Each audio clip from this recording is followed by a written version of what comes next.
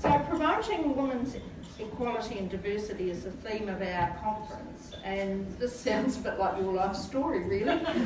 But we'd really like to hear about your international work on equality, empowerment and diversity, and why women's leadership matters for the planet. You know, one of our key objectives... How long have we got? So I'll put two questions to you to start with. So one of the key objectives is to grow our women leaders, and we'd like to also know about your personal experiences as one of the preeminent women of the International Forum, and we're keen to know for you to give us some advice about, you know, stepping up. Stepping up. Well, thank you, Janet. Kia ora, malo, evening everybody. And great to see the PSA running this workshop and getting the kaupapa around the women delegates on gender equality. Well, I got back to New Zealand, which I'm in and out of quite a bit, last June after spending 8 pretty solid years at the UN and UNDP, which in a way was like the culmination of many things I've worked on all my life. When I was approached about going to UNDP, I said, but I haven't worked specifically in international development. And the person who raised the position with me said, don't be ridiculous, everything you've done is relevant to international development. And this proved to be the case, and not least on issues of gender equality. And over the 8 years I was really quite involved with so many big issues for women. And UNDP was like the anchor agency in the UN system. So even if nobody else had an office in a country, UNDP would be there, which meant even when UN Women was formed, which was a good thing, it still wasn't everywhere. And so UNDP continued to work, including in cooperation with UN Women, on so many issues, particularly women's political participation, women's economic empowerment, but then often also on issues of domestic violence and ensuring that women had adequate legal representation and safe houses to go to and so on, things we're familiar with here. So, it was an incredible opportunity to meet with women from the widest range of countries. And I used to ask when I did country visits, and I did dozens and dozens and dozens of these, always to work with women, to meet with women. And when you go to Mali and meet the first ever woman to graduate from a university and see the pride that still had for her, when you sit with women in countries which have been through enormous trauma and hear the stories of the women, you can't really fail to feel humbled by, we have our problems and challenges here, and we can come to those, but things like an accelerated rate of sexual and gender-based violence after a civil war is not something we've experienced in modern times, and yet it's the daily reality for women in the conflict-stressed countries today. But anyway, you mentioned the phrase "stepping up," and generally, what I was working to do was really to support women to have to be encouraged to step up and have a go. And heaven knows it's tough. I'm going up to the Solomon Islands next week to give UNDP a hand on women's political participation. And as you all know, in many of our Pacific parliaments, there are very, very few women elected. I think there's one in the Solomons Parliament, none in the Papua New Guinea Parliament. It is actually the region of the world with the worst proportion of women elected as parliamentarians. So encouraging the women to say, look, I'm going to give it a go, and imparting some of the tactics and techniques around that is really pretty important. Years ago at the annual Commission on Status of Women events in New York, I launched a handbook for UNDP on supporting greater political participation of women, and it was all based on case studies of things that worked. And it took a sort of three-part approach to it. The first part was the selection phase. And the point about that is that political parties can be the greatest opponents or the greatest champions of participation. And if they're greatest opponents, that's how you end up with very few women. But if the parties come on board, it wasn't MMP a great encouragement to the parties to come on board. Electoral systems actually do have quite an influence. Then, you know, the women have got a better chance. So the women have got to be selected. Then they've got to be elected. And a point we often made was that, you know, these old girl networks don't have the money of the old boys networks. So the women need financial support, actually. And in a lot of countries, they need extra physical security because they're doing things that women haven't done before, and there's a lot of people opposed to that, and there can be outright violence.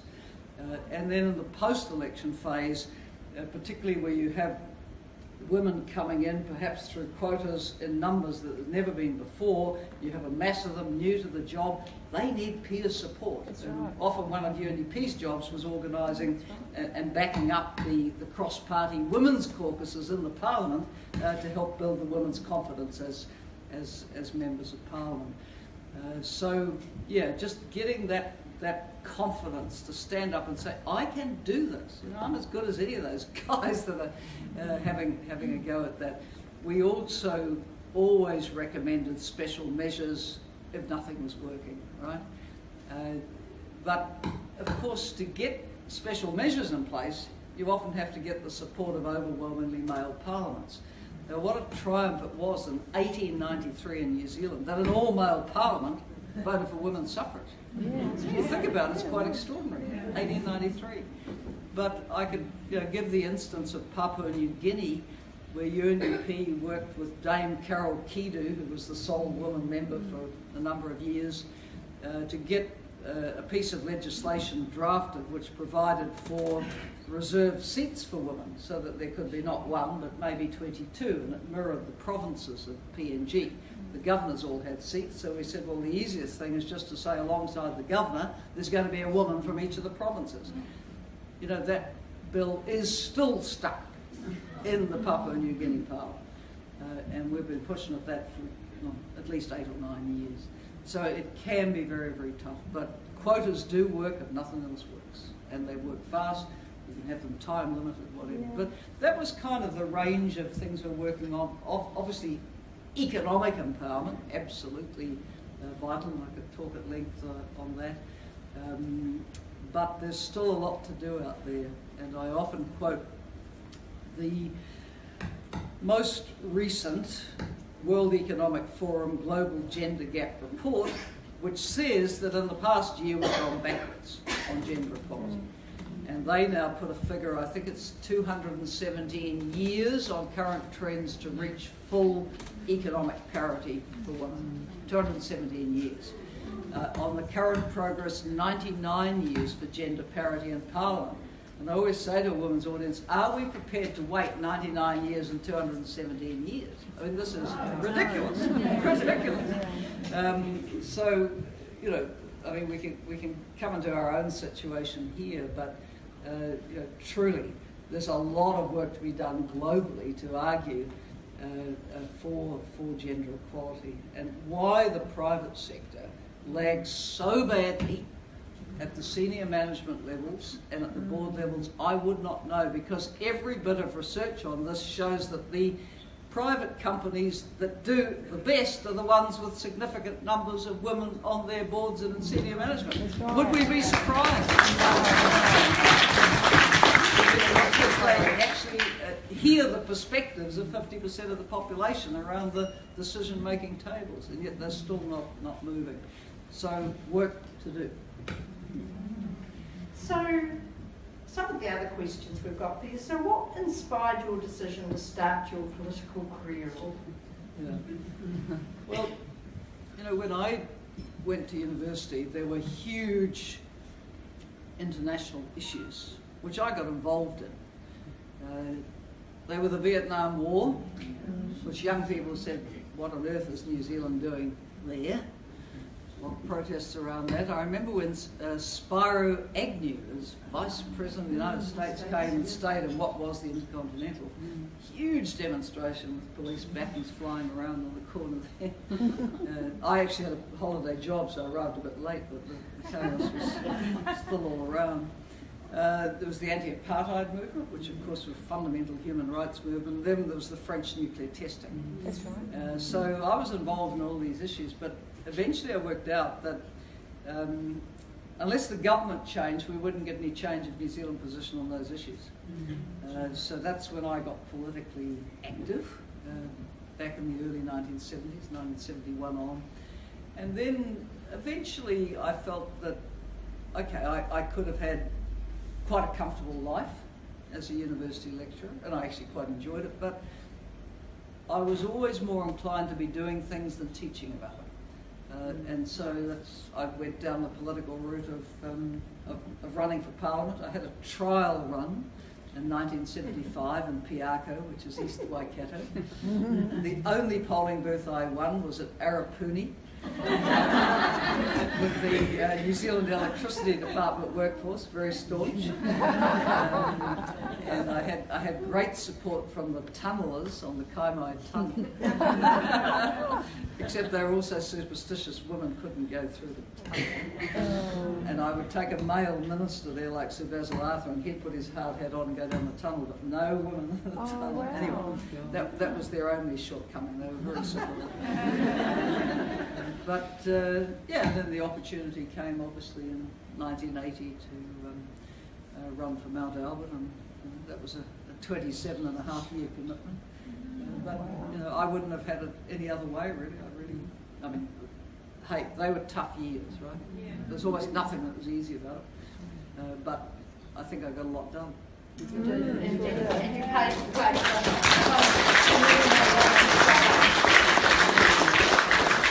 So, what do you think your biggest achievement for women was while you were Prime Minister?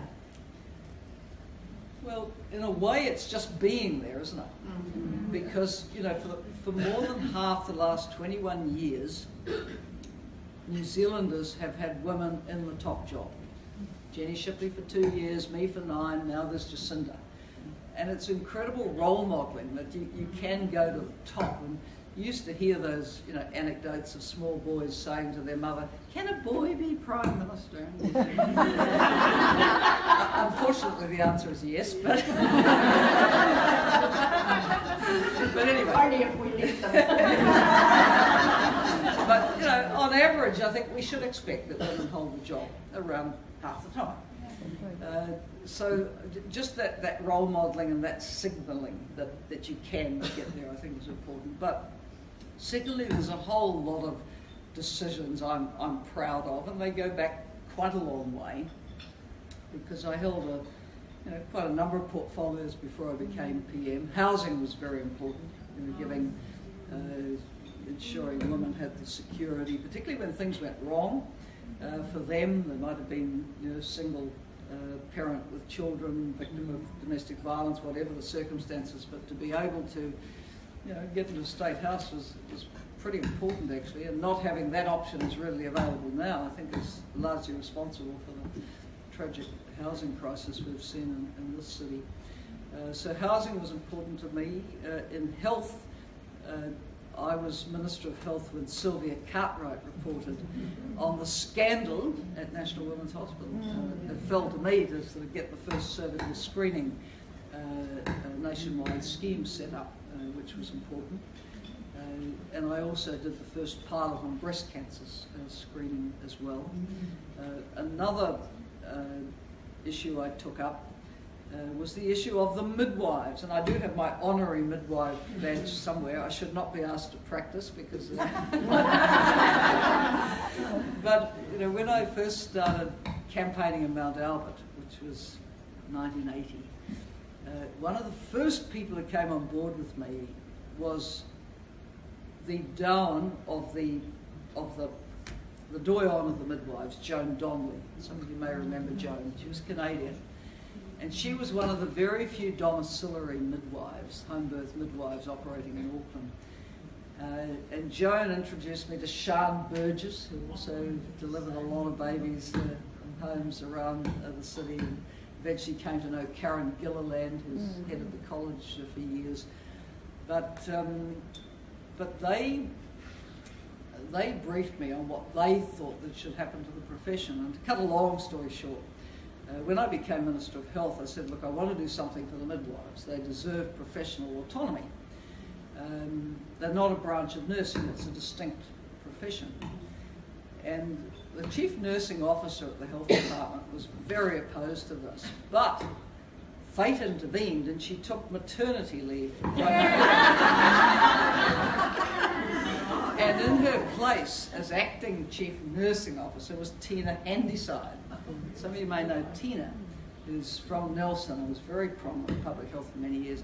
And Tina and I got going during that maternity leave. We had the Nurses Amendment Act signed and sealed at the time the Chief Nursing Officer came back. But the rest is history, really, that the midwives are fully professionally empowered. So then you come through to the time as PM. I mean, definitely getting the first paid parental leave legislation in place was important, and it's kept being built on by governments of all kinds, so that's great. I think the 20 hours free was very important to working parents, but given that women still do most of the unpaid work when it comes to childcare, particularly important for women's choice to both work and have a family. And then we often look at issues through a gender lens. That 4th week's annual holiday we legislated for was very much from the perspective of, well, if you're working parents, you actually like time with your kids, so the extra week meant quite a lot. The student loan no interest policy, one of the drivers behind that was those figures that came out that showed that I think a good majority of women would never pay back their loan before they died. Well, that's a bit rough, isn't it? So go to the grave still owing money on your student loan. So, always looking at it through a gender lens. And actually, when I was at UNDP, we were always advising governments, you've got to have a gender perspective. You've got to have gender mainstreaming through your budget. You've got to be able to identify things. So I think we made some headway. You certainly did. Yeah. So what do you think is the biggest challenge that you've faced in your career? How did you tackle it, and what advice would you give to other women when they hit obstacles like this? Well, I've been reflecting on this recently, and I have come to the conclusion that all the barriers I faced were based on gender. And I'd never have said that in a political career, because everyone would just have gone nuts. You can imagine the Hoskings and the Holmes and all the other ages. But I came from a background where I had no brothers and I was brought up on a farm. So there was no boys' jobs and girls' jobs. They were just jobs. So I never knew any job differentiation as a child. And then I went to an all-girls school here at Epsom Girls Grammar. So there were no boys in the way there either. And then I went to university, the sort of post-war baby boomer group that went through, and the girls were there as numerous as the boys. But we did notice there were very few women staff, very few women staff. So, you kind of sort of floated along, and that I'd never run into a barrier until I put my hand up for a serious nomination. And then they started harping, oh, women will never win that seat, that's a working man's seat. I used to say, but wouldn't the working man have a mother, or a sister, or a daughter, or maybe a wife, or a partner? Maybe they vote as well. It was that sort of mindset. It was a working man's seat. Oh, she'll never go down in the RSA. I was the patron of the Point Ship RSA for years, and the bowling clubs and the rest of it. So you have to sort of brush all this kind of stuff away. And then I remember going down to Parliament, and I would say there were very few expectations of us as women members because we were rare, right? Before the fourth Labor government, which had 2 women ministers. I mean, wouldn't you be delighted now with 2 women ministers? That was Margaret Shields and Anne Perkins. Before that, there had only ever been 3 women ministers. The first was Mabel in 1987, Mabel Howard. There was Dame Hilda Ross, who was a Hamilton MP for the National Party. And there was Fetu, who was the Minister of Tourism in Norm Kirk's government. That was it. So when I went into Parliament, 1981, that's all there'd been, the 3 of them. So your expectation was, could I one day become a minister? And there weren't. There were just the 3 precedents. And I mean, the numbers of women doubled from 4 to 8. And I remember Muldoon in his valedictory several years later, when asked, or valedictory interviews and so on, he was asked, what's the biggest change that's happened in all your years in Parliament, Mr. Muldoon? Or Sir Robert, as he probably was by then. Self-granted, you know. Anyway, he said, oh, it's all these women coming into politics. All these women, there were hardly any of us. I mean, in 1981 we were under 10%. And I often tell the story about, you know, the 3 types of exercise that there were at Parliament. One was at the bar and they exercised that muscle. Another was the card schools and they exercised those muscles. And the third was the billiards room where they exercised. And the billiards room is what you now see as the beautiful Grand Hall. But no one except MPs used to be able to go into that. And it was occupied by 4 ginormous billiard tables where the men played billiards. And so when all these women came, like 8 of us, they thought, oh, we'd better have somewhere for the women to hang out. So in one corner, what is now the Great Hall, and sort of squashed a billiards table up, they put up some of those sort of screens, screens, and some lounge chairs behind, and the women could sit in there, which I might say was quite instructive, listening to what they spoke to over the billiards table. But you know, really, this was all a bit odd. And then, because when I became leader of the opposition, every vulture was out. I mean, that was very, very difficult because there was no role model for it. And what I saw then, and you still see it to some extent today, and we should call this out whenever we see it, is that, you know, to be a leader, you have to be strong. But for women, that is portrayed as tough. Yeah. And it's a negative, right? Yeah. And so everything's criticised on the sort of gender-based basis. They don't like your hair, they don't like your clothes, they don't like the level of your voice. Actually, they don't like anything about you. And it's all about gender, right? Yeah. So that was really tough going. And I remember when I hit 2% as preferred Prime Minister, you asked what characteristics you need. Resilience. Right? Resilience. And good networks, because you can't do it. You can't stand there on your own with no one supporting you. You've got to have support, and it was very, very difficult. But anyway, I mean, you know, if it's worth the prize, you hang in there, and you know, build your support. But I found that it was not productive to ever talk about these things when I was in office, ever. It's seen as a weakness. It would be seen as a weakness, so you just ignore it. Just block it out. Julia Gillard, in that famous calling out of Tony Abbott, really called a spade. And a lot of women loved it, but actually, I'm not sure it helped Julia at all. You see, that's kind of the way it plays. So now that I'm in a position to call out behaviour, I do call it out. You know, if I see Jacinda being unfairly attacked on a gender-based basis, I say something about it. And I think I can do that now, but I never did in my own defence because it would have been seen as a weakness. So more generally, what do you believe are the greatest challenges facing New Zealand women today, and what do we need to do to face those challenges, do you think?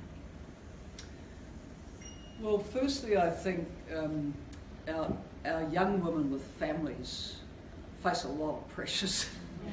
You know, you see, you know, the young ones with a family and a job and running here, there, and everywhere. I mean, you know, we probably, you know, do need more accessible, affordable childcare.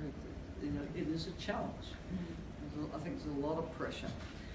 of course we enjoy full legal equality, but that's just the beginning of it, isn't it? We have the remaining gender pay gap, which is not what it was, but I think it's still around 10%. And I think that getting that down will actually be about more than all the conventional things we would do to address a pay gap, like the pay equity claims and so on. I actually think men have got to change their life patterns. Yeah, that's right. Because in this world, 3/4 of unpaid work is done by women. That's right. And we know the impact of that then on women's economic empowerment, autonomy, and etc. So the gender pay gap remains an issue, but I think we're in a way in the third phase of feminism. So why do I say that? Well, you had the suffragettes who did a wonderful job for us. Then, in a way, you don't hear a lot until the post-war baby boomers, Sue Kedgley, Women's Lib, pushing those frontiers. That was a wave of feminism, not just here, but actually around developed countries. Now, the third phase, I think, is that country by country, women have had enough of the sexual and gender-based violence, and that's the Me Too movement. Started in Hollywood, but it's got a ripple out effect. I mean, the most stunning revelations in this country have been around the law profession. Now, I sat on the Law Practitioners Bill in the Statutes Revision Committee in 1982 in Parliament, and I clearly remember the wording of that act, which says that in order to practice law, you have to be deemed to be a fit and proper person. How could those major law firms sit by knowing what their senior partners were doing and knowing they were not fit and proper persons in the terms of the Act? I don't get it. Anyway, but it's kind of the tip of the iceberg of a horrible hidden problem that New Zealand has, and that is, am I not right in saying, the worst rates of domestic and family violence in the OECD? Yes. What makes us like this? Yeah. Look, that's not us. We don't like to see us, but let's face the reality. And sexual and gender-based violence is one of the most pernicious obstacles to gender equality, because a woman who fears for her life and safety in her home and community is a woman who can't reach her potential. She's blocked. So I think this is a very serious issue for us as Kiwi women now, and I don't have any magic answer, right? It's complex, but we can't have sort of stop-go approaches to it. We need really a national conversation about what we need to do on a sustained basis to make our homes and communities safe for women and for children, actually. So there's a lot happening for women and some great opportunities right now. So what is your advice on how to work with our current government, which I should aim this one, on such things as equal pay, paid parental leave, flexible work arrangements, and overcoming sexual harassment? What do you think we need to do? Well, as I see it, there's a lot of pent-up demand for quite a lot of things to be done. And we see it with the nurses' strike and with the teachers' strike yesterday. People are feeling that at least they can have a go now. But not everything will be done with one swing of the wheel. So I think the key thing really is to engage, and to engage in a conversation which will see progress towards things.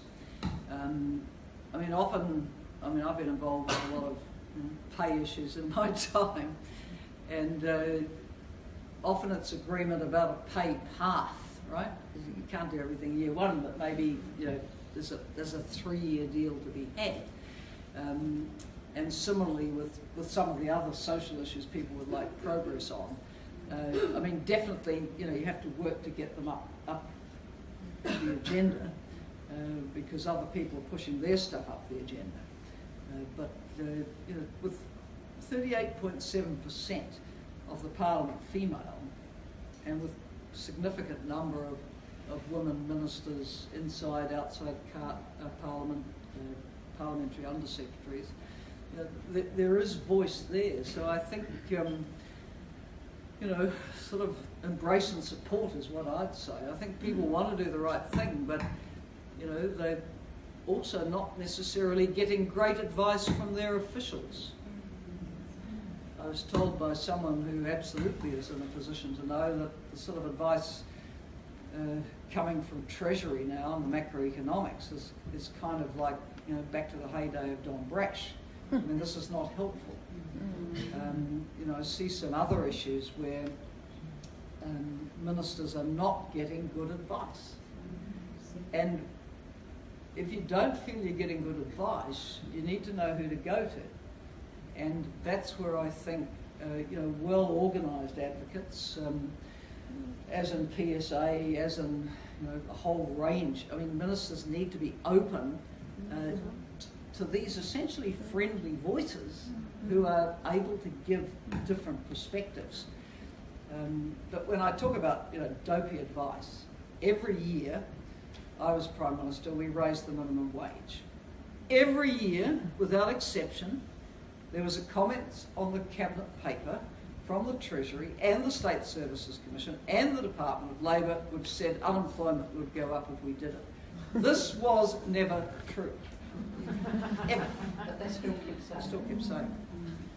So, if your advice is poor, you need alternative advice. Now, I'm not bagging public servants when I say this, because I think the public services had 9 years of being pretty gutted as well. So capacity's not so great, right? It's not so great. And that needs to be rebuilt. And again,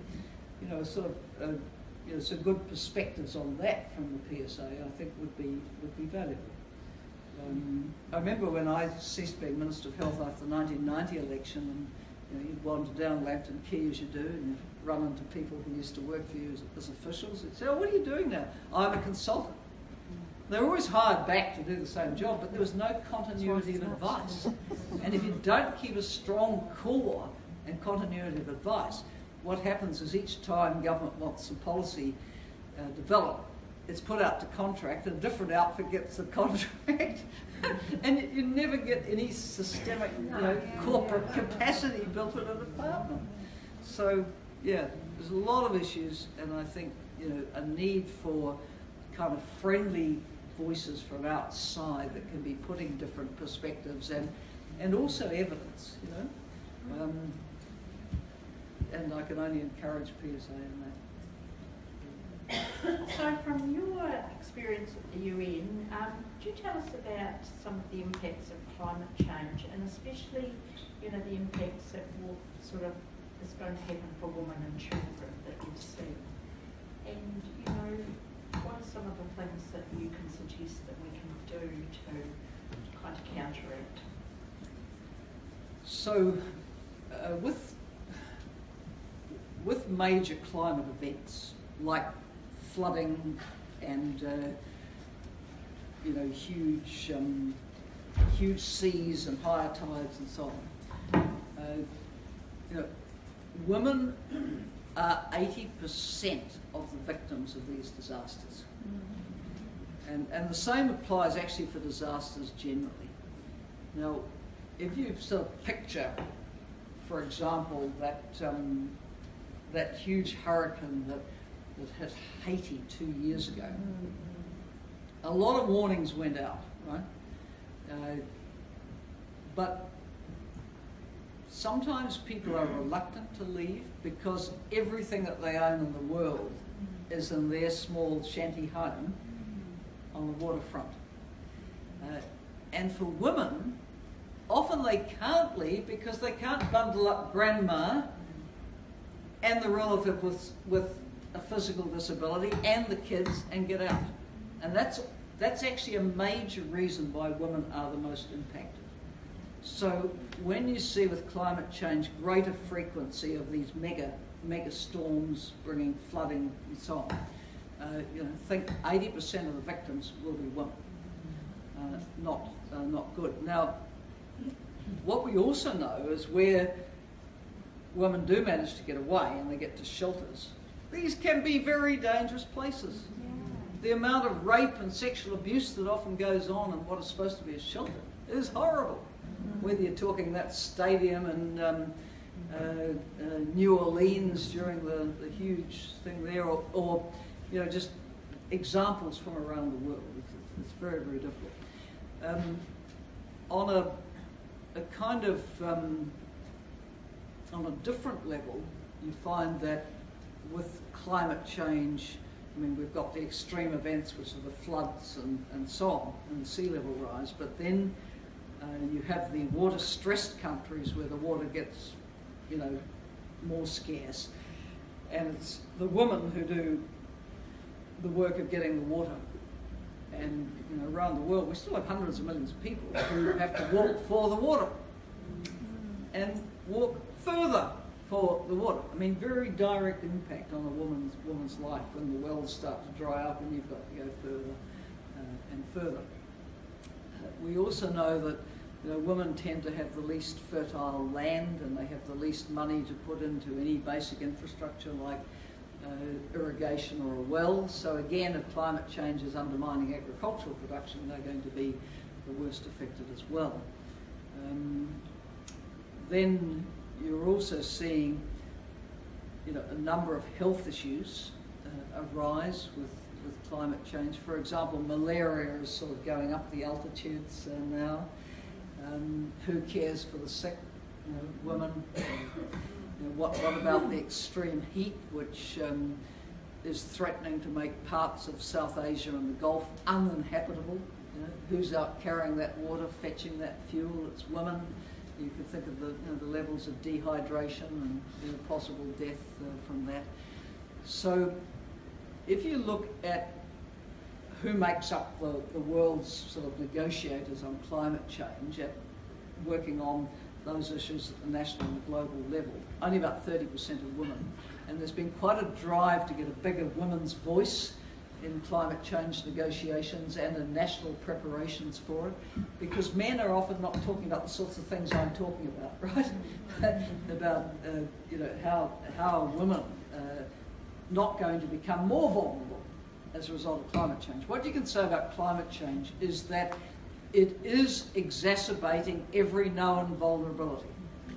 And if women are more vulnerable because they're less economically empowered, they've got more of these responsibilities that are tying them to the home and the chores which are affected by these events, then they end up worse off. So their perspectives have to be heard in the negotiations. We used to work a lot on this at UNDP, doing a lot of training for women at the country level and women who would be part of delegations, so they could go off to these climate change conferences and be empowered to know what they wanted to say and get the points across. It's very, very important.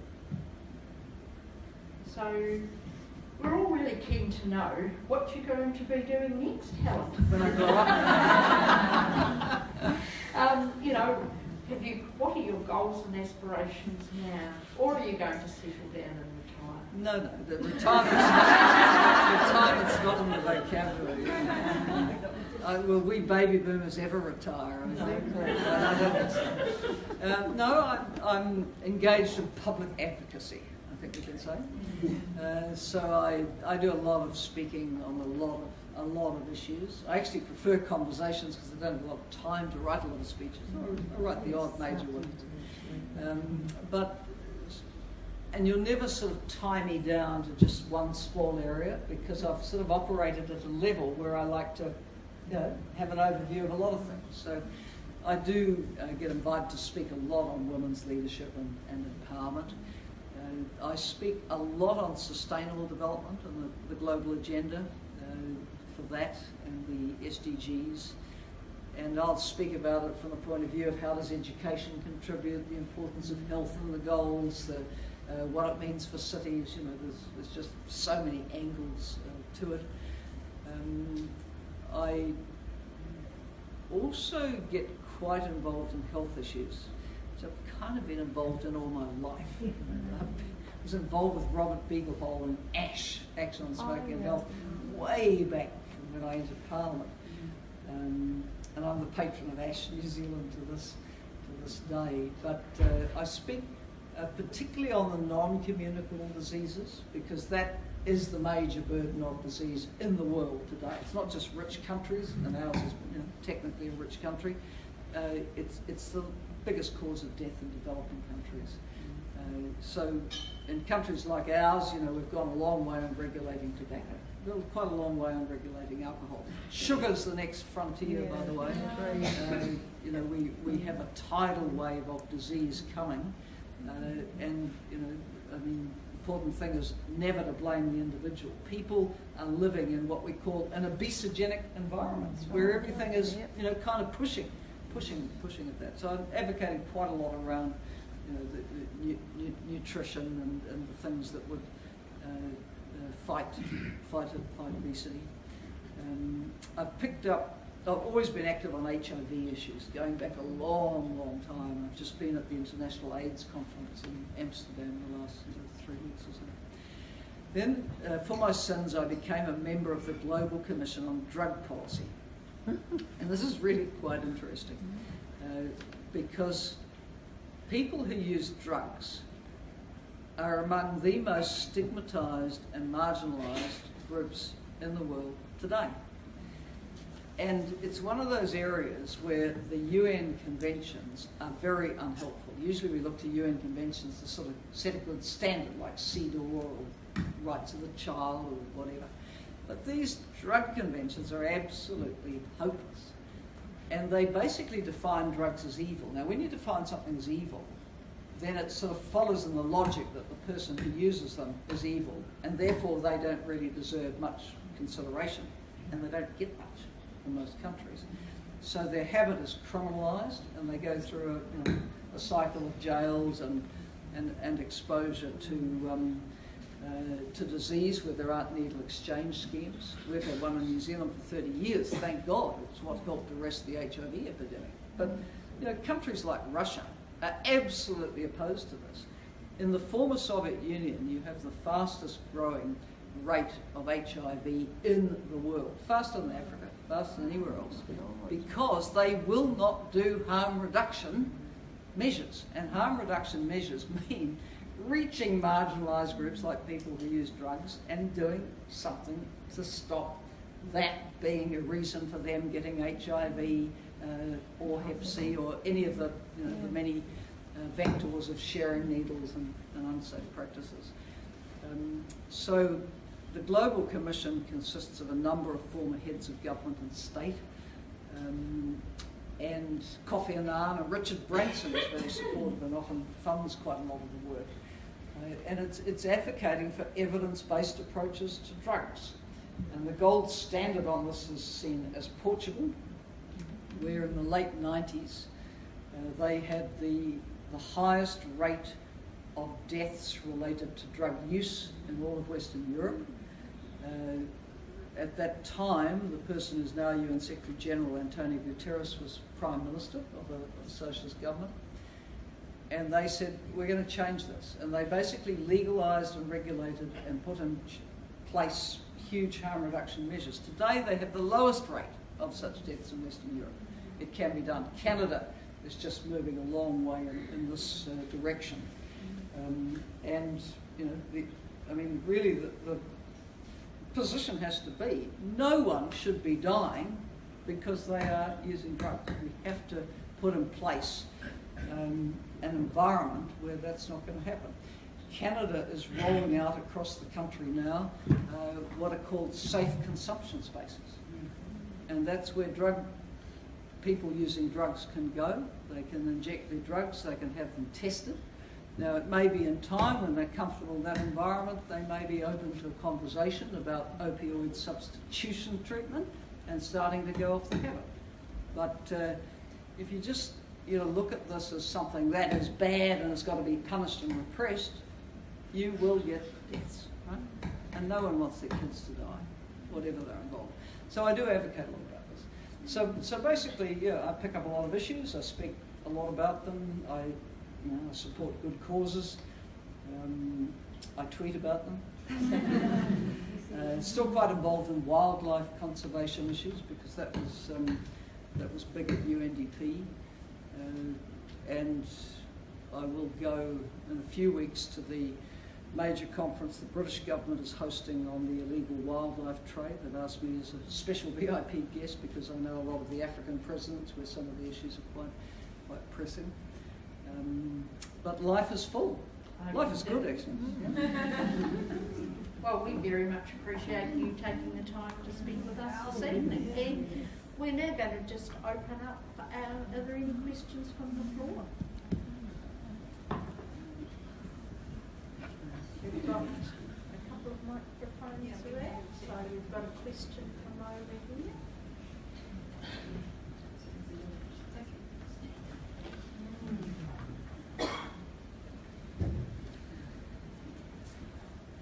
Rt Helen, thank you very much for that. This is very much a question that comes from my own upbringing. My dad worked as a consultant psychiatrist in the UK and was in charge of the heroin programs for drug addicts and witness, and actually supplying them with safe drugs and things like that. And when they shut that program down, we immigrated to New Zealand because he lost his job. So I guess my question for you, in terms of policy around like drug rehabilitation and legalisation, or decriminalisation at least, is how do we come to a middle ground whereby we have what we do in Portugal, but we also can have people moving away from the use of those drugs? Because growing up around a lot of people who were taking methadone, I'm very aware of the fact that those drugs in and of themselves can have really damaging effects on families and on lives, for women, for children, and for the anyone involved with that person.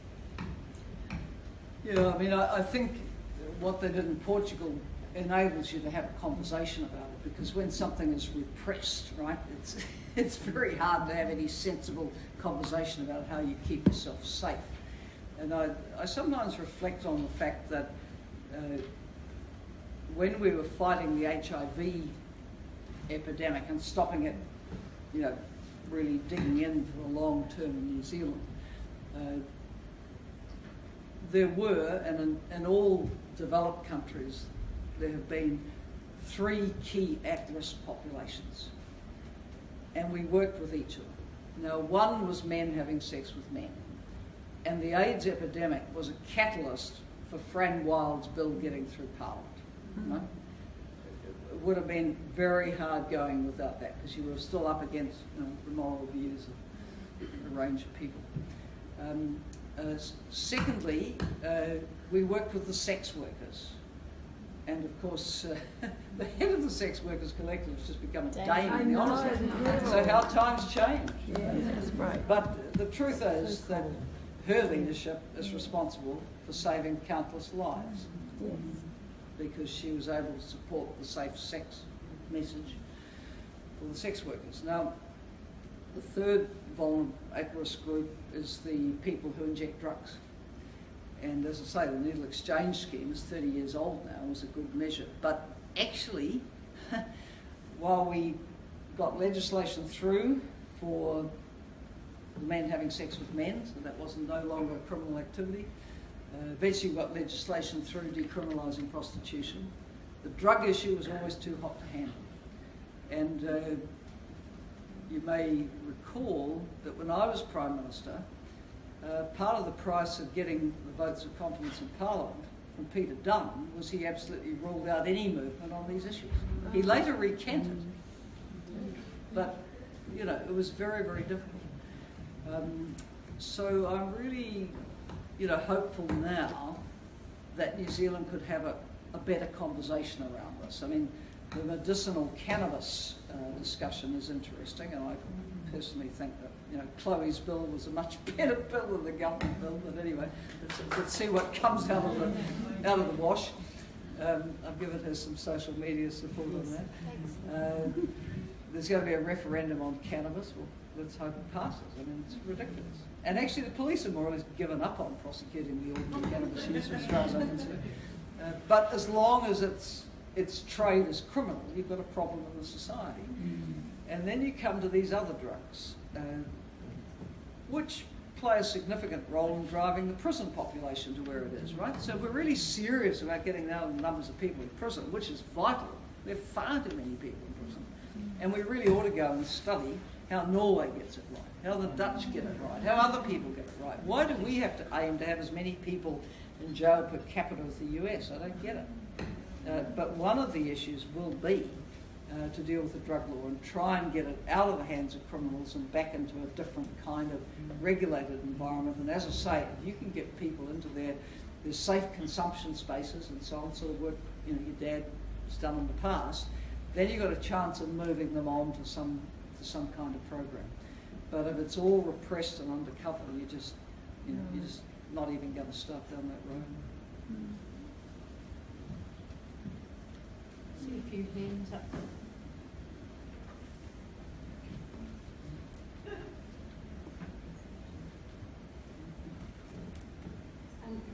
Topic that you just mentioned, the topic of the lack of prevention of HIV, for example, treatment or HIV prevention in various countries, but also much wider topic of women equality, in my view, in a lot of economies, a lot of countries around the world, is very interlinked with religious fundamentalism and the religious orthodoxy. And what's your view on that? How Western countries like New Zealand, secular countries like New Zealand, what position should they have about it? How do we communicate with these countries, and how do we help women there? Well, I think one way is by supporting the agencies which work on the ground with the women in those countries who want to change. And you have UN Women and you have UN Population Fund, UNFPA, which are very much attuned to working with the women's organisations for getting change. UNFPA, going back to the 10 years of Thoraya Obeid as its head. Thoraya was a liberal Saudi woman, and she put a lot of emphasis on talking to and working with the faith leaders to turn them around on issues like female genital mutilation and of course some of the other issues. And you might have seen in the news in the last 3 or 4 days, the president of Tunisia has said that he wants Tunisia to legislate for equal inheritance rights for women, which they don't have. But this is bitterly opposed by the Islamist groups.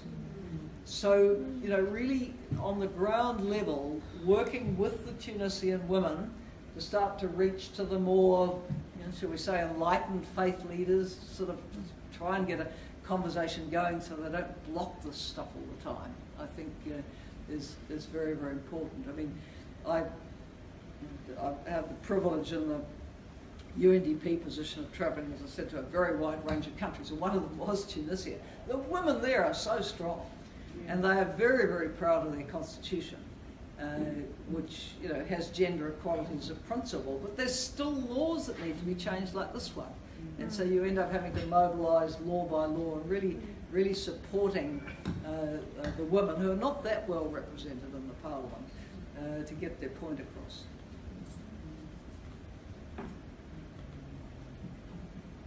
Is there another question from down the back? Hi, Helen. My name's Erin. I'm from Wanganui. I'm a mental health nurse. I don't ever do this. I never talk in front of people. I never stand up with a mic. It's the first time I get that. Oh, well done. We should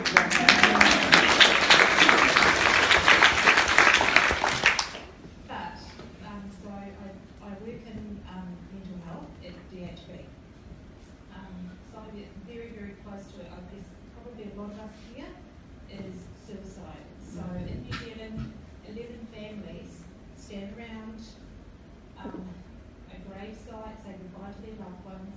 We have the worst rate in the OECD of suicide.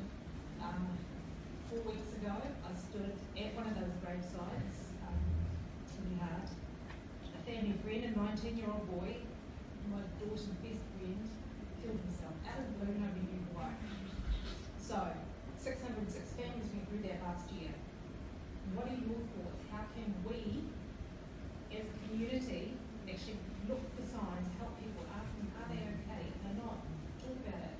Look, I have lots of ways, because that's my job, I know what to look for, don't always get it right, but what are your thoughts on how, as a country, we can reduce this horrible, horrible thing?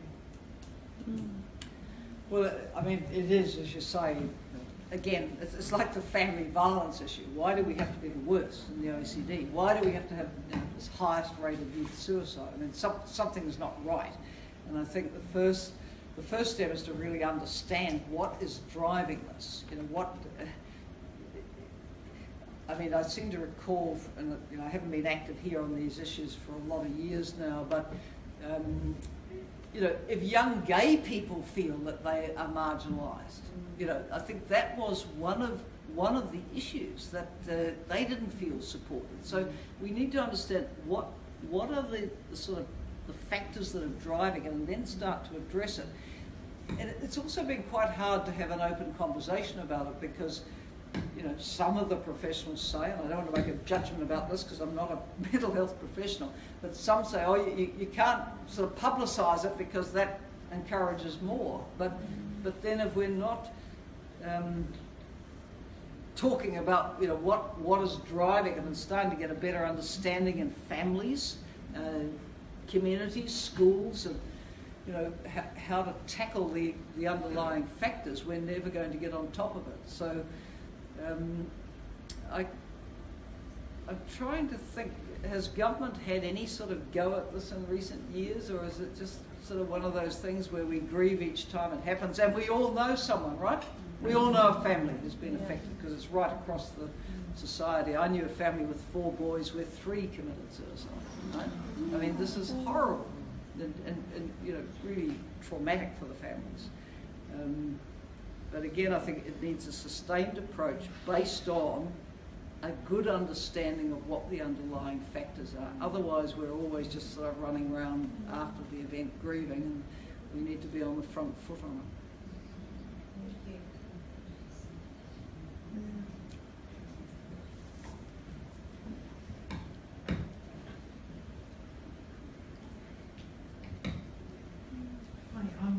I work with NZPSA in the housing department. Since I've taken over the processing of putting people onto the register for housing and doing their IRRs, we've got so many families out there that are struggling. I know in the last 2 months our register has jumped from 4,000 people in the register to over 6,500 in just 2 months. We're not getting any better at this. I know NZPSA is a good agency to look after what we do. We're finally getting our handle on it. But what can government do to help more? I mean, I know we're trying to build more houses. We can't build them fast enough. We don't have the builders in New Zealand. You've got some great staff out there in NZPSA in the front line, plus in the back end, who are working along all our vulnerable people in our communities, and we just can't get ahead. Our people are stressed out, overworked, because we're no longer just doing benefits, we're doing housing. We can't move anybody if we haven't got that roof over somebody's head. Seeing these families in cars all over Auckland, but not just Auckland. I'm based in Auckland. I've been down to the Lower Hutt office on a Tuesday morning. It's not even their meeting day. They've got a queue out the door around the corner with people wanting to go in there. The majority of it is for emergency housing. We've got Meninas, Young. They don't have any emergency housing out there. They send everyone to South Auckland. So I'm very passionate about this because it's huge in New Zealand. I don't want to see our country end up in a squalor. It's not us. And MSD is trying so hard to shine that light for these people. We get a rough deal in the media every day. They don't see our positive stories of us helping that one person to get 1 foot ahead of the other. So I'm very passionate. I've been in the ministry for many, many years, been a case manager to help people, but this is the worst I've ever seen it for our communities. Any thoughts that you've got for our current government? Well, I actually think they urgently need to build the State House stock up again, urgently. because you've got to have somewhere to put people, and a motel room is not an answer for a family. And I think also that we're always asking the community for help, but it might be one of those times where we say to the range of helping agencies, what can you do? Churches, have you got houses? What have you got? What's out there? Having those houses that were condemned inappropriately through meth use coming back into the system will be quite helpful. But it may also be that you have a call out to existing state tenants. If there's older people in larger homes, do people want to think about going into something more suitable? I would never force it, by the way, because a home is a home, but you might have underutilisation of some stock where people might prefer to be in a smaller one and release the house for a family. I think, there's a number of things you can do, but it's going to require investment. And I'm not an advocate myself of housing benefit as a solution, because in my opinion it's a landlord benefit. The more housing goes up, the more the rents go up. The more the benefit goes up, the more the rents go up. So I think it has to be a public housing based solution, and fast. It's just really sad that there's no one-bedroom houses anywhere in New Zealand, and there's no six-bedroom houses anywhere in New Zealand. Yeah. Large families, or the people that you say, to take them out of a big house into a small one, there isn't any. Yeah. Well, we used to have the pensioner flats, but they got privatised too, didn't they? Which wasn't very helpful. We used to have a lot of the cities had their houses. Does Wellington City still have its public stock? They have wonderful public stock. Auckland used to have. They sold it all, and so we go. So, we're left. Look, the market has its place, but it does not work for everyone in housing, and it's actually spectacularly failing in a number of parts of New Zealand at the moment. I saw a piece on TV1 News the other night about people on the camping ground at Lake Hawea who can't afford to, get anything in Wanaka or even Albertown, which was the lower income the township nearby. So, no, I agree. It's not the New Zealand we were used to. It's like taking us back to the 30s and the degradation of that. And it needs investment. Okay, well, thank you for this, and I'm just going to call on next.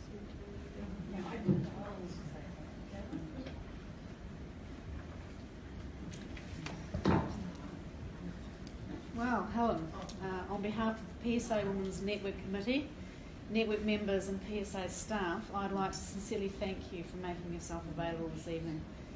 Your achievements during the course of your career are an absolute inspiration for women all over the country and indeed globally.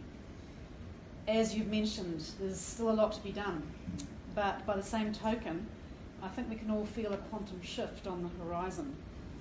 We're proud to have a government in power that is committed to addressing gender inequality, and a female Prime Minister who is challenging stereotypes left, right and centre in both her work and personal life. As an equally remarkable New Zealand female leader, and indeed a trailblazer for women's equality on a global scale, we're thrilled to have you back in this country and extremely grateful to have benefited from the gift of your time this evening.